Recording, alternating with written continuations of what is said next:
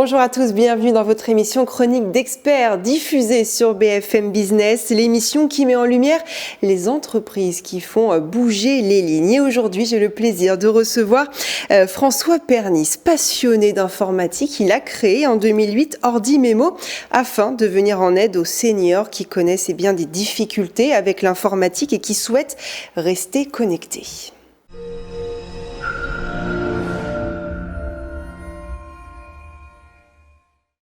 Bonjour François Pernis. Bonjour Mathilde. Merci d'avoir choisi Chronique d'experts, bienvenue. Alors beaucoup de seniors, c'est vrai, sont coupés de l'informatique, de leurs proches. On l'a surtout constaté pendant le confinement en 2020. Il y a eu, vous pensez, une prise de conscience, que ce soit de la part des seniors eux-mêmes ou même de leur famille, qu'il fallait absolument les reconnecter ? Oui, absolument. Sachant qu'Ordi Memo a été créé en 2008, donc on avait déjà une grande expérience de ce monde-là. Et on s'est rendu compte que lors du confinement, il fallait faciliter l'accès aux outils informatiques à nos aînés pour permettre à la famille de garder le contact avec eux, puisqu'à cause de la pandémie, malheureusement, tout le monde devait rester chez soi. Qui vous contacte ? Est-ce que ce sont les seniors eux-mêmes ou leur famille ? Non, c'est toujours la famille. C'est la famille d'abord qui prend contact avec vous ? Qui prend contact, soit parce que les seniors eux-mêmes ou les aînés ont émis l'intention de pouvoir s'équiper, soit parce qu'on veut faire un cadeau à ses parents ou à ses grands-parents pour leur permettre de communiquer, de garder le contact avec eux. Et vous travaillez aussi avec des établissements spécialisés, des EHPAD notamment ? Oui, donc nous on a des versions pour les particuliers et aussi pour les établissements de retraite avec des jeux cognitifs, des gazettes, tout ce qu'il faut pour pouvoir garder le lien avec la famille et en lien aussi avec les animateurs, les animatrices au sein de l'établissement. Parce que ça maintient, on imagine, éveiller aussi les seniors d'être connectés. Oui, ça maintient le lien et ça leur permet de leur stimuler un petit peu le cerveau. Ça leur permet effectivement d'avoir tout l'accès à ces outils en étant accompagnés effectivement par des animateurs, des animatrices au sein des établissements. Et pour cela, vous proposez des gammes de tablettes 3 en 1. Dites-nous en quoi elles consistent et en quoi elles aident les seniors. Alors effectivement, nous sommes spécialisés dans des tablettes que vous avez dit 3 en 1 et non pas dans une seule tablette. Donc la tablette qui s'appelle Ordi Memo EasyTab 4, qui est la tablette, je dirais, tous azimuts, qui permet de garder le contact avec sa famille, avec toutes les fonctions de messagerie sécurisée, Internet, etc. Ouais. La tablette qui s'appelle EasyPix, qui est un cadre photo numérique connecté, donc pour permettre de faire les premiers pas dans l'informatique, de recevoir des photos, des vidéos, mais pas forcément de jouer, etc. Mais ça permet de faire les premiers pas, sachant qu'on peut évoluer après vers la tablette EasyTab 4 et surtout la tablette EasyCare qui permet de faire un lien social et de maintenir nos aînés à domicile. Donc de pouvoir faire ce qu'on appelle nous de la e-bienveillance. Donc c'est une tablette où on stimule les personnes, on leur fait des rappels, etc.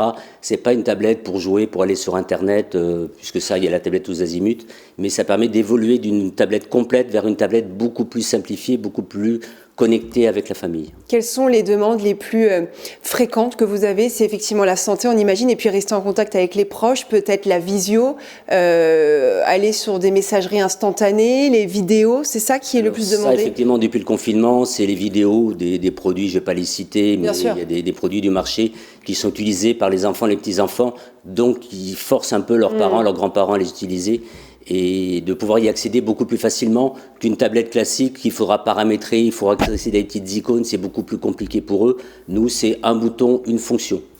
Et puis aujourd'hui, c'est vrai, tout est informatisé, les impôts, la poste et j'en passe. Effectivement, en 2023, vous constatez, vous voyez encore des seniors qui sont largués d'un point de vue administratif, qui ne peuvent pas peut-être remplir leur feuille d'impôt parce qu'ils n'ont pas cette connaissance informatique.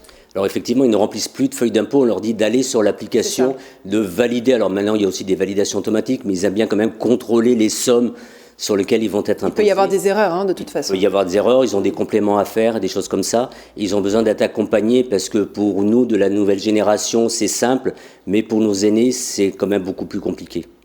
François, quelles sont les demandes que vous avez le plus, c'est-à-dire rester connecté avec les proches, on imagine, c'est peut-être la raison numéro 1 avec le Covid, et puis peut-être aller sur des plateformes en ligne d'administratifs, etc., comme la Poste ou comme les impôts.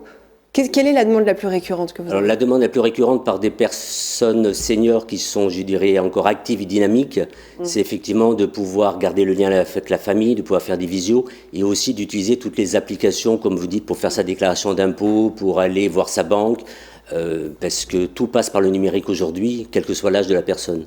Alors on en parlait tout à l'heure, ce sont les seniors eux-mêmes, avec la famille effectivement, qui viennent vers vous, qui prennent contact avec vous, mais il n'y a pas que, il y a aussi les établissements spécialisés, les EHPAD. C'est ça, vous travaillez aussi avec eux? On a une version professionnelle pour les établissements de retraite. D'accord. Et aussi, on travaille avec des sociétés d'aide à domicile pour pouvoir de distribuer la tablette qui s'appelle Easy Care, qui est une tablette pour faire du maintien à domicile de personnes qui deviennent dépendantes, mais qui préfèrent rester à leur domicile, mais qui veulent garder le contact, qu'il faut stimuler connectivement, qu'il faut pouvoir faire des rappels des cachets à prendre, des rappels de prestataires, etc. L'informatique se développe, le digital aussi, effectivement. Les seniors dans 30 ans ne seront pas les mêmes, mais est-ce qu'ils seront toujours aussi largués, ces enfants? Alors largués, on ne sait pas ce qu'on sera dans 30 ans, malheureusement. Mais nous, on voit l'évolution depuis 14 ans, l'évolution surtout du matériel. Peut-être qu'on aura des matériels beaucoup plus souples, mais le cerveau de l'humain qui va piloter ce matériel restera toujours le même. Il faut savoir que plus on avance dans l'âge, malheureusement, plus notre état cognitif se dégrade et qu'on aura beau avoir les meilleurs outils du monde avec la meilleure intelligence artificielle, il faudra quand même être là derrière pour aider. Donc, qu'est-ce qu'on sera dans 30 ans? Dieu seul le sait. Effectivement, et nous finirons sur cette jolie phrase. Merci beaucoup François Perny, je le rappelle, vous avez créé en 2008 Ordimemo. Merci d'avoir été avec nous. Merci.